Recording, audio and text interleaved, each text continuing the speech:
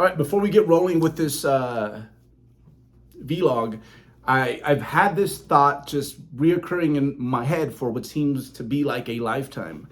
But I think it's been in there long enough this week where I'm like, I think I can finally convey this message and people can extract something from it that's going to help them when it comes to their own adventures in fitness, bodybuilding, strength training, right? You're probably doing one of those if you're here.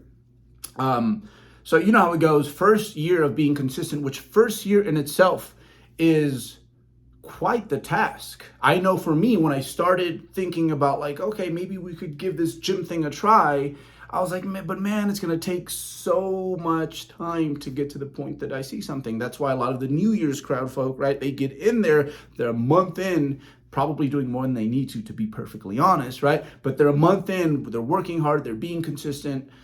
And they're like, man, I haven't like completely evolved yet. Like, forget this, right? But of course, you keep going, you stay consistent, you get that first full year and you're like, wow, this is addicting. Like, I've done so much in a year. Give me another year of this, please. Let's go, right? But for the majority of us, there was an initial resistance to getting in there, right? And then again, we invested our time and we got a nice little reward. But what happens is that like every year it slows down, right? And somewhere around year 3 or 4, things start to get really slow. And then you might even find yourself in a position like me where it's like been quite a while. Next month, it's going to be year 23 for me. And boy, let me tell you, like, yes, if I were to tell some of my friends who don't lift, this is how much time I put into this.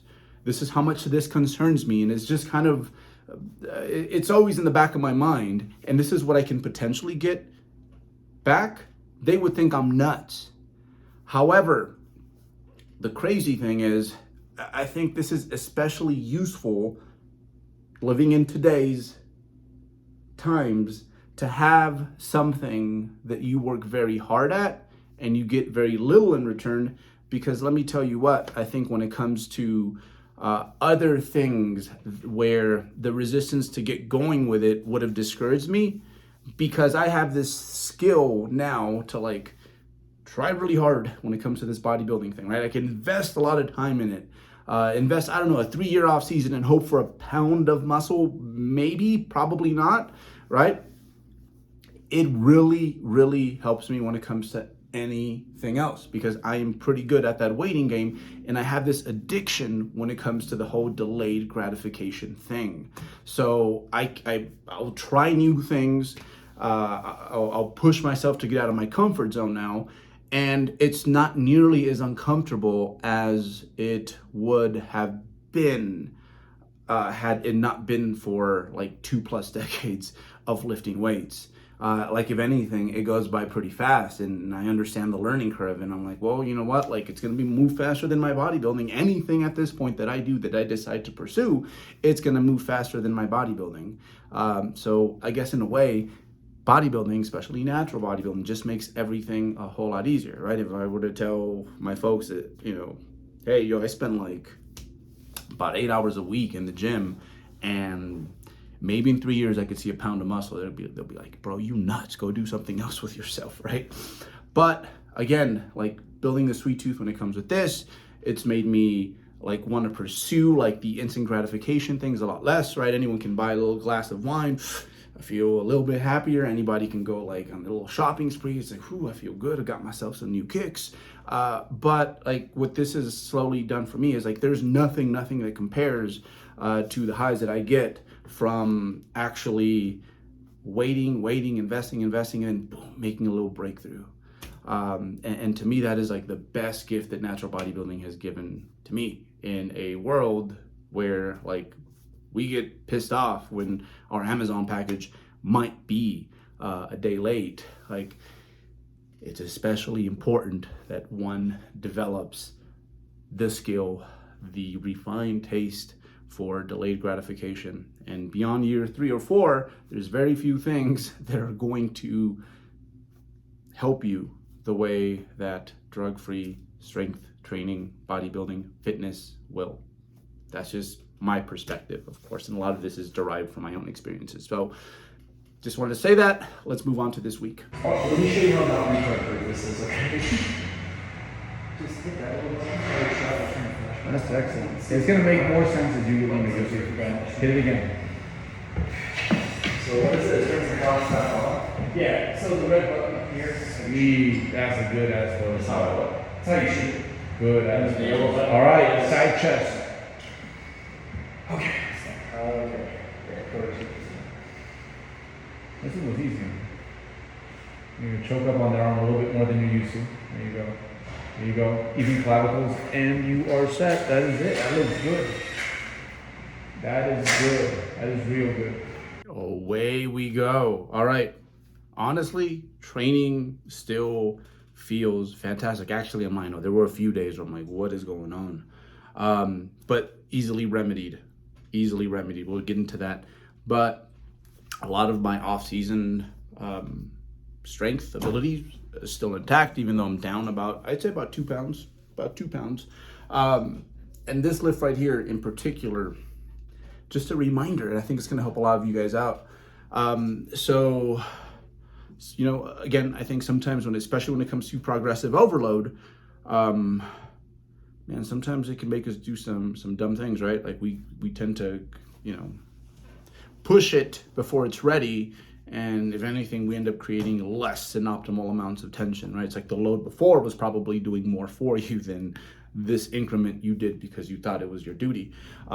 So with this lift, remember Jeff was telling me, I don't know if you guys remember, but probably not, I didn't mention it here, but Jeff was like, yo bro, like chill out with that one. Like you're doing some pretty heavy weight, and as you get lighter, just not worth the risk. So I'm like, all right. So for the last 3 weeks, I've just been tracing my performance. So basically I've been taking 405 and I've just been doing my 3 sets of 6 with it. And so this week I was just a little curious. I was feeling magnificent, just great. One of those days where it's like, man, I feel safe. I feel good. Let's see if we can still do 455 for a set of 6. And it was better than last time. So here's how it goes, man. Okay, when you are dosing your training, right? Let's just say on a 1 to 100 stimulus scale, there is, you never want to dose it to 100 because bad night's sleep, stressful day, host of things can like just snap city, right? But we want to dose it in a place where it's like, okay, we're getting a fair amount for our efforts, right? So let's just call it 90, right? 1 to 100 scale, 90, right? We can adapt from this. If you were to do the same load, I'd say beyond year, consistently speaking, you say, assuming you're consistent, I'd say beyond year 3, if you were to trace your loads, that 90 on the 1 to 100 scale wouldn't necessarily go from like 91 session to now it's like an 80 or less. I think that's how sometimes people think. Like, honestly, it's probably still going to be a 90 next week. And the week after, I wouldn't be surprised if it was. There's no way to exactly quantify this since there's so many moving parts that play into this.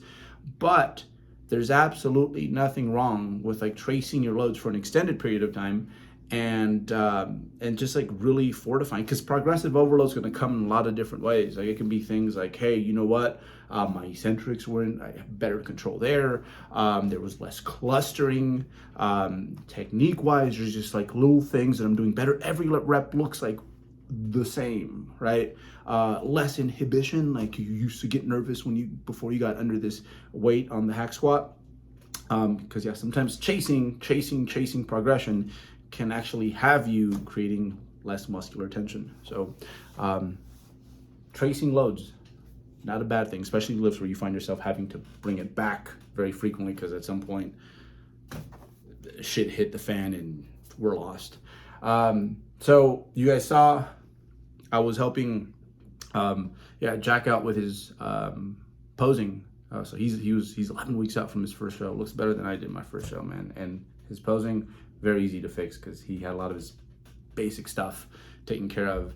And this is my other boy here, Jameson, who, he wasn't having his best day, but made a deal with him. He's my boy. And I was like, you know what, whenever I am out of town, I'll put you on my mom's like on-call list, and I'll write you a program. Or I'll write your programming. So that's my dog, that's my dude. He was filming some stuff for his YouTube channel as well, but that was our deal. And man, I'll tell you what, like I have no kiddos, man, right? And I'm at the age where a lot of guys my age, well, quite a chunk, do. There's a high possibility that you do.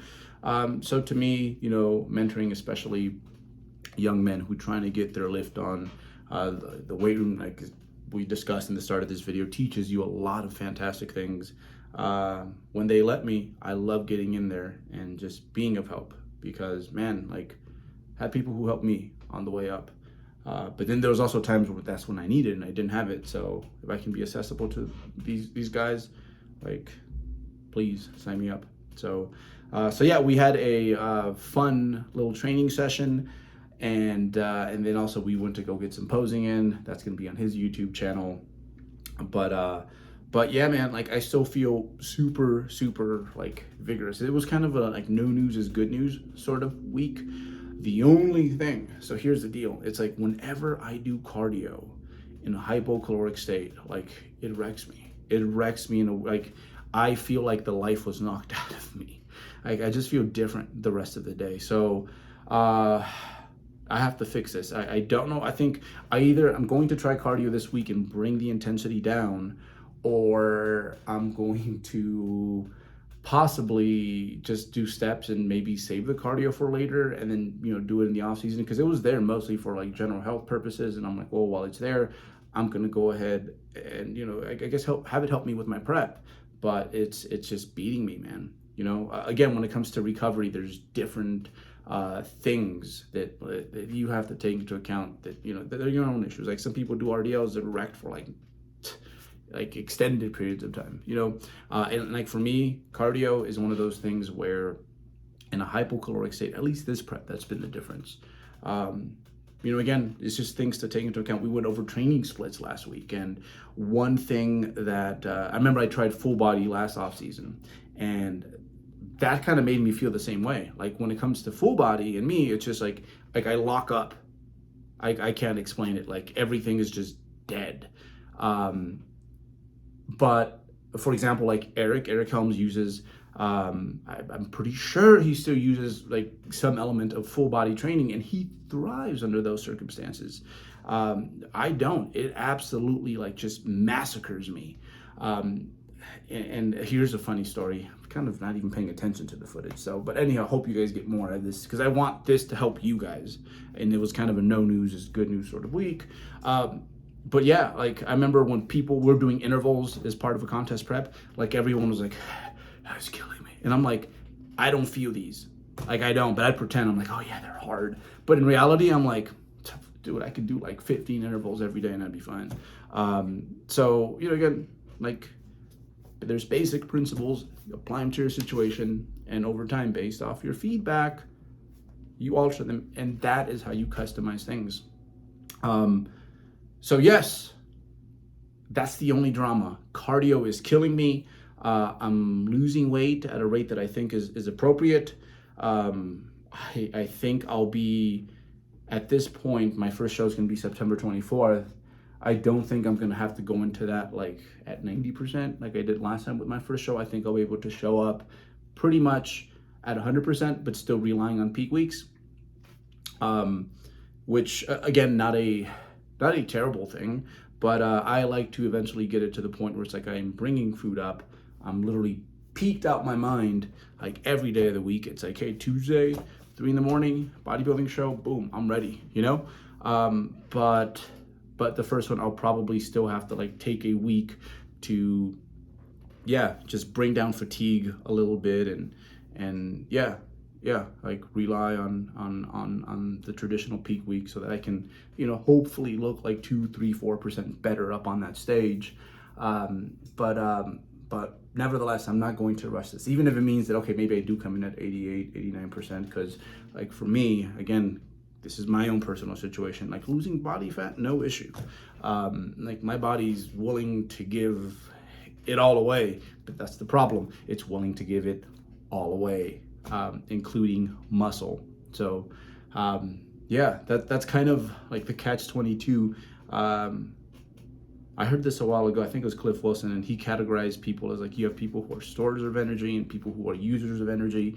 I am definitely a user of energy, and which means that, yeah, like my body's not greedy and holds on to things. Like it's just like, whatever. Yeah, no, take it. I don't need it, but I do need it. So again, I will not change my pace. I'd rather do a show at 88% than lose some of my hard-earned muscle that's going to really pay dividend when I do the really, really, really big shows in November.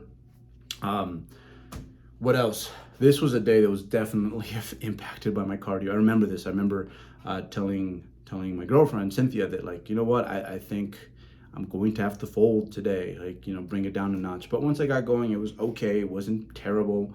But nevertheless, I thought I had paced my cardio well, but I definitely think we're going to have to bring it up a notch, which is an issue because we got a Peloton bike. I find it really fun, like, to have your metrics and your history there. Like, I want to do better. But hey, again, we can wait till the off season. That's when we're going to get better. Because again, like, yes, just doing some cardio is better than what I was doing from a health perspective. And again, like, this is the main goal. The main goal is to look right and show up on that stage more peeled than ever, but with all my muscle intact. So yes, that was the only drama. Was just basically every day that I did cardio, by the time I got to the gym, I was just gassed. Like it felt the way maybe I could understand feeling if I was 10 pounds lighter than I am now, and I was at those body fat levels. You know, having 2 days a week where I feel that way, okay, that'd be expected, but it's way too early for that. Like way too early for that. Like I'm still super comfy at this body fat level. So that's going to be the only change in regards to my food. I'm still going to be rocking that. Oh, one exception. I am going to up my refeed days. I think I'm going to do 3 refeed days a week, 4 lows. Reason for that is I think I can still lose fat quite well. And again, for me, losing fat kind of sort of just happens. Maintaining muscle, well, that's a different story. But yeah, life is good. And I think this is one of the perks to having a prep that is beyond 20 weeks, is that, again, you can kind of wait and sit on something that makes sense for an extended period of time. I have made changes, but they've been very small changes, and changes that, if anything, we're getting off the gas rather than, and I can experiment with that because I have a lot of time in front of me, as opposed to, you know, okay, 14 weeks out, 30 pounds to lose. Like, there is like no room for error in those sort of situations. Now, partial rep work, just so you know, that so we were going back and forth with, it was just negotiating what kind of load I wanted on that thing. Oh, there we go. Yeah. The press arounds, again, the first one you saw was like the more for the sternal head. This is more of the clavicular head. Finally nailed this. If you go back and you check out the other videos, I was kind of bringing the humerus up towards my face. It needs to kind of come in here where like the clavicle and the sternum meet. Yeah, so I nailed this. And this movement I need to keep, because you know what happens to pressing. Pressing gets depressing when you are prepping. So I needed to include, the ratios are mixed up. It's 3 sets of this and then 2 sets of presses. Yeah, but that's it. Life is good. This is rear delt rows with a partial at the end. So it's usually 2 sets,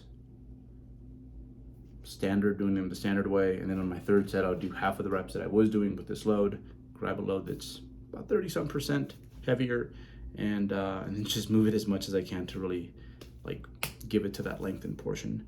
That is it, man. It is predictable. Yeah, sometimes you're like, with preps, you're like, what do I do next? What do I do next?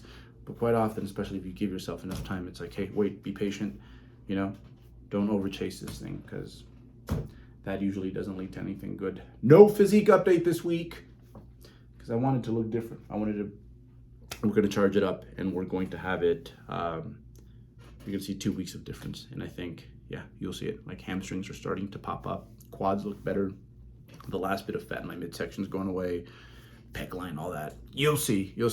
So, prep life is good. prep life is real good. For now, I'll see you guys next week.